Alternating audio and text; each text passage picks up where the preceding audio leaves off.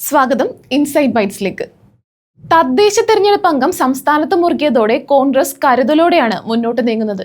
ഇക്കുറി corporation, municipality എന്നിവിടങ്ങളിലെ ഭരണം പിടിക്കാനാണ് കോൺഗ്രസ് നേതൃത്വം ശ്രമിക്കുന്നത്. കൊച്ചി കോർപ്പറേഷൻ ഭരണം തങ്ങൾക്ക് കിട്ടണമെന്ന വാശിയിൽ പ്രവർത്തനം തുടങ്ങിക്കഴിഞ്ഞു. ഇതിനായി പ്രതിപക്ഷ നേതാവ് വി.ഡി. സതീശൻ തന്നെ രംഗത്തിറങ്ങിക്കഴിഞ്ഞു. കഴിഞ്ഞ തവണ വിട്ടുപോയ ഭരണം കൈപ്പിടിയിലാക്കാൻ നേതാക്കൾ അഹോരാത്രം പണിയെടുക്കുകയാണ്. എറണാകുളം ജില്ലയിലെ മുനിസിപ്പാലിറ്റികളിൽ UDFനാണ് മുൻതൂക്കമുള്ളത്.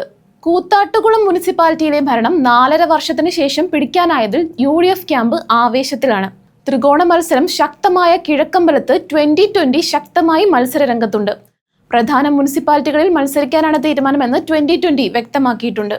പറവൂർ മുനിസിപ്പാലിറ്റി, ആലുവ മുനിസിപ്പാലിറ്റി എന്നിവിടങ്ങൾ UDFന് അനുകൂലമാണ്.